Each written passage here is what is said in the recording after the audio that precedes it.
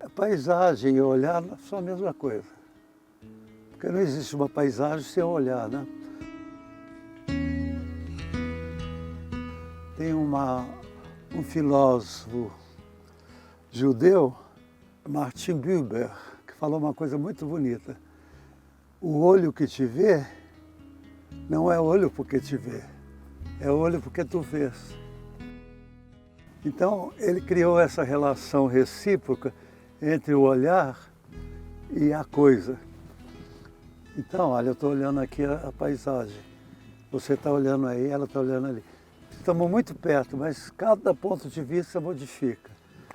Cada sentimento interior, cada predisposição, intuição, o que seja, de cada um, modifica a paisagem.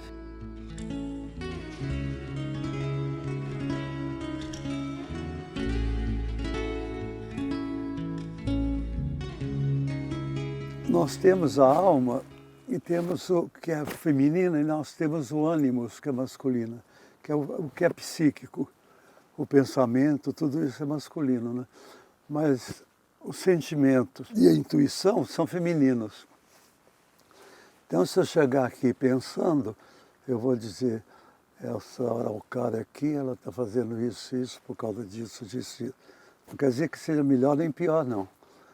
Mas não vai ter a grandeza que tem eu chegar aqui e falar, aquela araucária é linda, olha aqueles musgos balançando no vento, que beleza.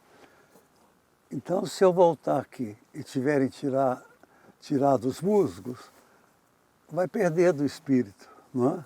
Sítio do Burle Marx, e eu o conheci, era amigo dele, passava fim de semana com ele, e gostava muito de ir lá. Ele não está lá mais, mas o espírito continua. E não é só para mim que eu conhecia, que ele ia mostrando tudo. Você chegar lá, você vai sentir que a presença dele é muito forte. E aqui tudo foi muito diferente, muito peculiar. E quando eu falo do espírito do lugar, o espírito de todas essas coisas que eu vi são o espírito daqui dessa região. Mas vou dizer o que mais impressionou. Ao ver os aparados da Serra, não, Itebezinho pela primeira vez, e Fortaleza também. E em uma escala macro, os cânions e os campos desdobrados com as coxilhas e os capões e os arroios. Tudo que é gaúcho, né? E numa escala média foram as gúneras. Gúnera manicata, uma planta que eu não sei se eu já tinha visto em Londres, no Kew Gardens, mas se eu vi, eu não pude tocar, não pude vê-la e verificar que ela tem espinhos. E numa escala micro, foram os patamares na beira da estrada, muito semelhantes aqui a esse pasto. Aqui eu estou encontrando muitas das plantinhas que eu encontrei lá, parece jardins em miniatura.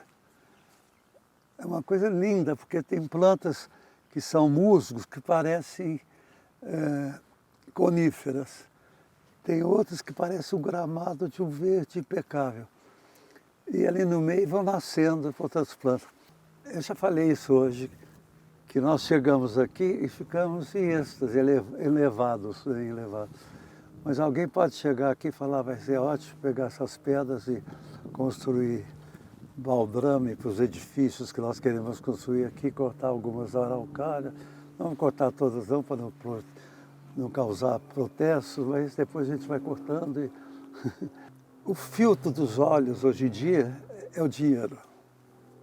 O Deus mais venerado hoje em dia é o dinheiro.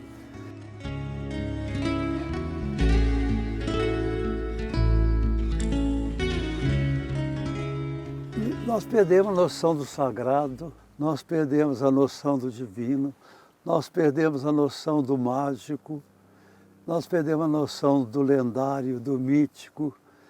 E você vê, quando aquela senhora nos falava sobre o gritador, que é uma entidade que pode dizer que é hipotética, que é fictícia, ela mexeu muito mais conosco do que se ela tivesse falado de alguém, ou de uma atriz de Hollywood que ela conheceu.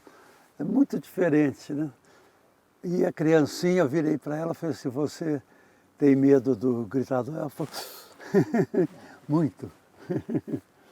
E nós precisamos de medo, nós perdemos o medo. O homem acha que é onipotente, nada, não valemos nada. Nós perdemos o escuro, isso é terrível.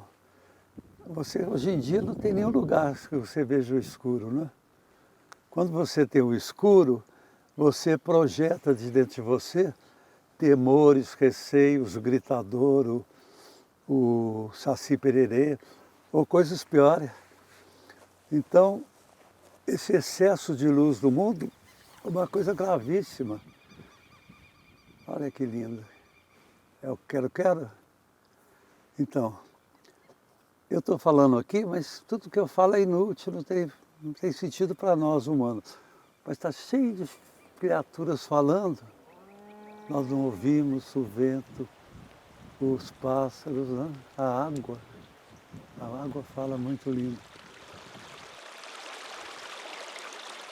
Porque tudo é claro, aqui não é tanto não, mas se você viaja pelo sudeste, sempre tem uma luz lá no fundo, não é? Quando é um lugar mais, por exemplo, perto de São Paulo, do Rio, de Belo Horizonte, é quase que aquilo é tudo junto, quase que é conurbado. Então, você não tem uma pausa que é o escuro. Que na natureza seria dia e noite, mas que nós temos assim, apaguei a luz do quarto, um escurinho enquanto não acenda da sala. Então fragmentamos a percepção do escuro.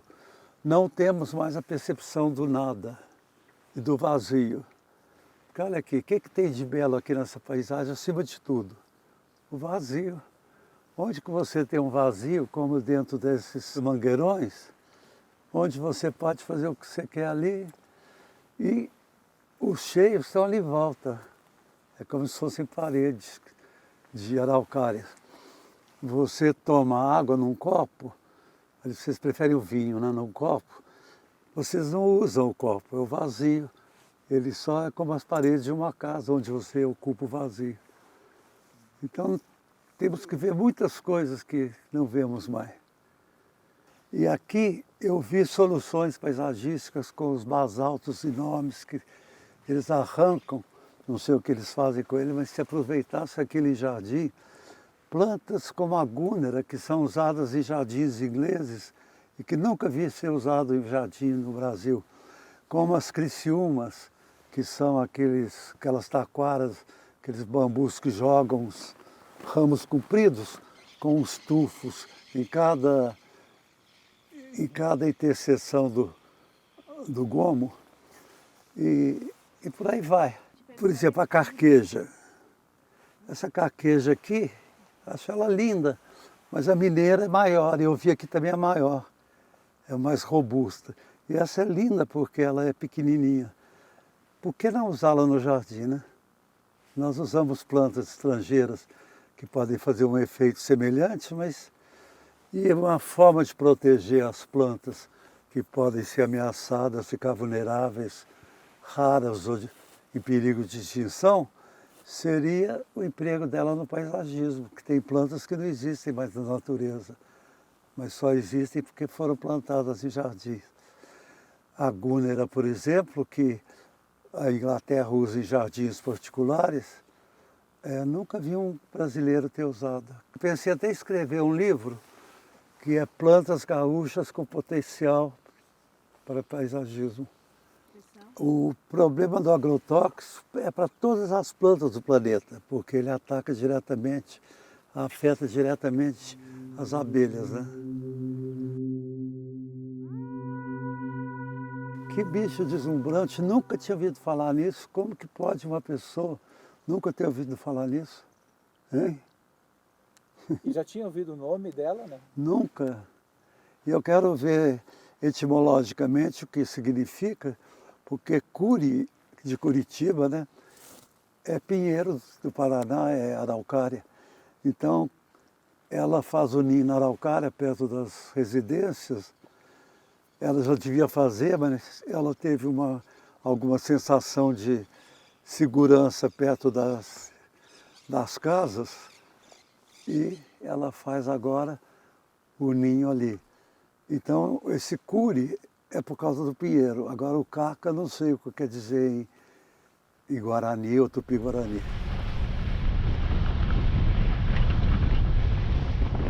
A minha vida, eu começo muito cedo já com amor pelas plantas. Vocês vão ver no livro que eu dei para vocês, um dia, assim, eu fazia jardins, plantava as coisas e não nascia, eu ficava aflito, porque quando você é criança, o tempo passa muito devagar, né? E acredito que exista uma gravidade, uma força de gravidade no tempo, que quanto mais um objeto se aproxima do ponto de impacto, mais rápido ele vai, né? A aceleração da gravidade, que se chama. E acho que tem uma aceleração no tempo.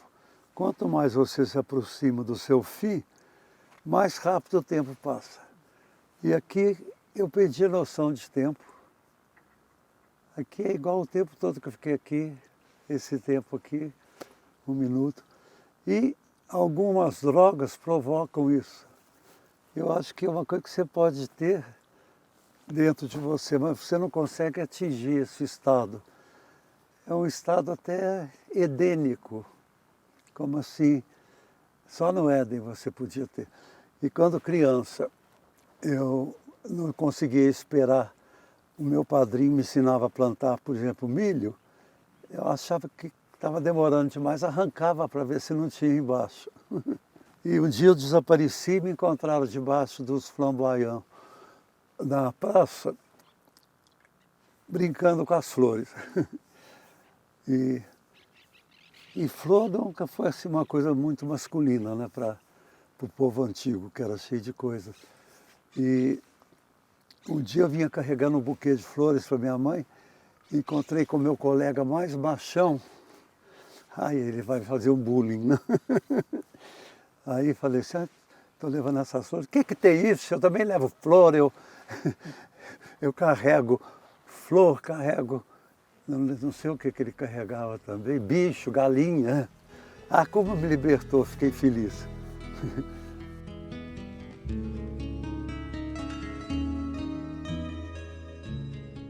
Carlos Fernando de Moura Delfim, com PH e M. Minha avó se chamava Caterina Flor, era italiana. E o meu nome, Delfino, pode ser o delfim, que é o cetáceo, e pode ser o delfino flor. Ou pode ser os dois, melhor ainda, né? Tem uma esporinha que é pequenininha, linda, e tem o delfino, que é deslumbrante, que é maior, dá um pendão assim. A esporinha é menorzinha. Ele é de um azul deslumbrante. Eu nasci numa casa muito antiga da minha família, onde fui o último a nascer de parteira em casa. Depois nasci em casa e cortava o umbigo da criança e enterrava debaixo de uma roseira. Não sei se aqui tem esse costume. Isso é uma cidade que, para mim, era sul de Minas, chama Lavras, e mudaram depois para oeste de Minas, mas continuo falando sul. Porque o oeste é uma gente diferente, assim, meio gente que quer ganhar dinheiro e não tem um refinamento que o sul tem. Você viu, você teve uma prova do requinte mineiro, sul mineiro, nos queijos, né? No Japão, se você detém um conhecimento único, peculiar, exclusivo seu, você pode ser declarado como tesouro vivo nacional. O que é isso? Você falou de como chama, profissão de correeiro, não? Correaria? Ah, de uma correaria. Esse senhor que você visitou, ele tem um saber que só ele domina.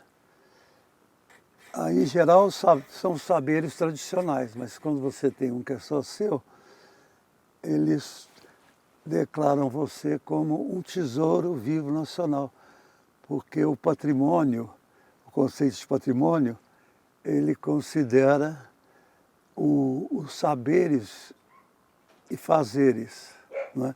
Aliás, pela Constituição. Eu nunca fui consultor da Unesco exatamente, mas fiz muito projeto para a Unesco, propus muitas coisas para serem patrimônio mundial, para serem tombadas. O sítio Bulemarcos, parece que fui eu que pedi tudo isso. Me pediram um parecer no IPHAN para encaminhamento à Unesco sobre a declaração como patrimônio mundial das florestas úmidas do norte de Queensland, na Austrália. O que você faria? Pesquisei tudo que eu pude sobre florestas tropicais úmidas. Tudo que existia de bom, que existia de importante. Aí falei, tem plantas, espécies vegetais, animais em extinção, vulneráveis, raras. As ameaças que elas sofrem, por exemplo, madeireiros, né? Falei tudo que eu consegui lembrar dentro de mim, ou fantasiar dentro de mim, porque se aplica também. E achar em livros. Aí falei tudo, o perigo de madeireiros lá. Não lembro mais, até quero ler isso um dia. E a Unesco aceitou e considerou o meu parecer como o parecer que tomou, que declarou as florestas. Então, quando eu recebi um agradecimento com uma plantinha, uma florzinha de lá, eu pensei, meu Deus, eu do outro lado exato, antípoda de um lugar, salvei quantas criaturas. Que bonito poder fazer isso. E eu criei a paisagem cultural brasileira. Qual a diferença? O tombamento é compulsório e o RPPN e a paisagem cultural brasileira são a partir da vontade do dono. Reserva particular de patrimônio natural. Eu olhava para o céu de Brasília e um dia me deu ticket. Primeira paisagem cultural brasileira. Encaminhei o pedido ao IPHAN e os jornais começaram a publicar muita coisa, a me entrevistar. E eu explicava que Brasília é uma cidade muito desagradável para mim, porque eu sou pedestre e nunca tive carro. Lá você não acha táxi igual no Rio passando, você tem que andar até o táxi, mas tem que pegar outro táxi para chegar lá. E não tem ônibus, é difícil andar lá. E quando você olha para o céu, você esquece as dificuldades. E tem uma outra coisa ruim, que o sol lá é muito inclemente, não no sentido só de temperatura, mas de luminosidade. A luz lá é muito forte. Chega assim, quase a cegar a gente. E todo mundo adorou. O IPHAN até hoje não soube como lidar com isso, porque aí criaram um grupo, uma comissão de paisagem cultural, cada um botou uma coisa, cada um mexeu nela. E foram dificultando, que era simples. A legislação ambiental é muito convergente. Eu falei que eu conheci uma papagainha. Não acho que ela nem era doméstica, ela era domesticada. E que eles levaram para soltar numa fazenda lá no norte de Mato Grosso, onde eu fui dar uma consultoria para o SESC, e ela só ficava com as pessoas. Ela não se dava com as outras aves, que eram tucanos e araras. E um dia eu voltei lá, ela tinha sumido, ela dançava quando eu cantava, fazia isso tudo. Ela tinha sumido, da outra vez que eu voltei, tinham achado o esqueletinho com a anilha, né, que chama. E eles anilharam filhos de arpia, eles morreram por isso. Tem muito caso em que o rigor, o critério da área ambiental se choca com a cultural.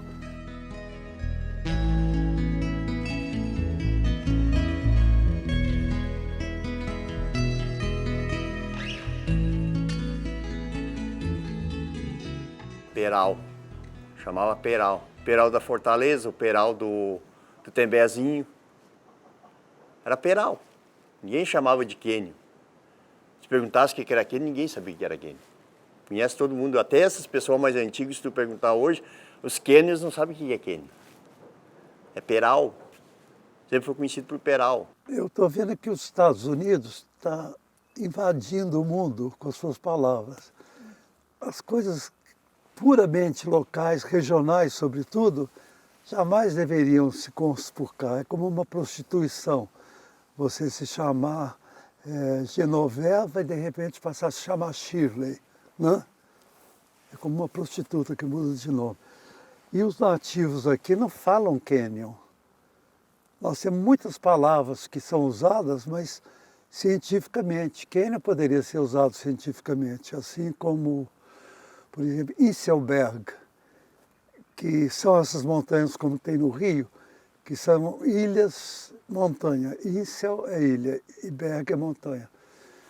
Então nós devíamos até resgatar o nome antigo e fazer um movimento para não falar cânion.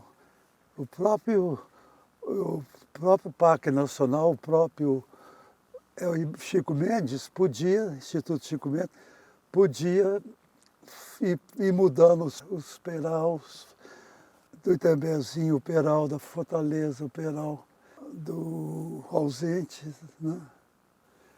Às vezes você tem que ver o que te é familiar com olhos de estranho. Eu tive um amigo finlandês, um dia ele olhou para o céu e falou assim, o que são essas aves tão grandes voando? E eram urubus. Agora imagina, se você nunca viu um urubu, eles começarem a voar aqui, você deve estranhar muito, né? Eu acho que os gaúchos reconhecem um gaúcho para inglês ver. É churrasco, é chimarrão, é bombacha. Mas tem aqui o Rio Grande do Sul riquíssimo, uma coisa muito diferente, como pastéis de pinhão, não é? Coisas assim que ninguém sabe. Curitiba é toda de pinhão, mas nunca vi pinhão para comer lá, sob forma de um prato. E vocês são uma cultura muito rica. Então, eu diria, senhores gaúchos, olhem para a sua terra com olhos novos. Vejam a sua terra naquilo que ela tem, que é diferente para vocês de região para região e que é diferente para nós de outros lugares e de outros países. Até mesmo um italiano aqui na colônia vai descobrir coisas que lá se perderam. Isso acontece muito. Outro dia eu fui numa loja de chineses e falei com ela bom dia em chinês, agradeci em chinês, ela não falou nada. Aí eu descobri que elas não são chinesas, elas não falam chinês, elas falam cantonês, que é uma língua em extinção. Tem um povo no mundo, lá no Tenerife parece, e tem um outro que é até declarado como Patrimônio Mundial pela Unesco, que se comunica por assobio. Vocês viram isso quando nós chegamos num lugar para almoçar, lembra? Que tinha íberis, uma florzinha branca, que eu pedi para você cheirar. Achei que eu não tinha olfato, mas eu senti o cheiro dela antigo. E é exatamente isso. É uma alegria enorme rever uma planta. Quando eu fui a Petrópolis, eu revi bolsa de pastor, que é uma plantinha amarela assim, muito antiga, que nascia no jardim da gente sozinha. Tinha uma outra coisa que era um moranguinho, desses que correm assim. Não é a framboesa que nós vimos aqui, também é uma alegria rever a framboesa. O moranguinho se chama, em nome científico, fragária. E lá em Visconde de Mauá tinha uma região chamada fragária, que é o nome científico do morango. Deve ser porque lá nasce muitas essas coisas. Falamos do xaxim, do palmito, da araucária, que foram dizimados. Mas ninguém sabe o que desapareceu junto com eles. O xaxim é cheio de vidas minúsculas, de plantas maiores, que hoje eu vi uma dessa margaridinha amarela que está no mato, era um xaxim florescendo, mas ela se encostou nele. Muita coisa desaparece que ninguém sabe, porque não conheceu. Isso é o mais terrível, né?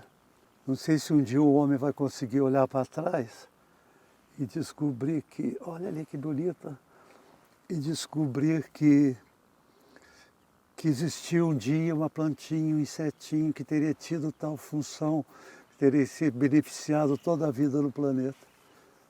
Porque tudo é uma coisa só, tudo é uma cadeia só. E nós vamos rompendo, rompendo, rompendo. Acho que eu falei muito. Vamos!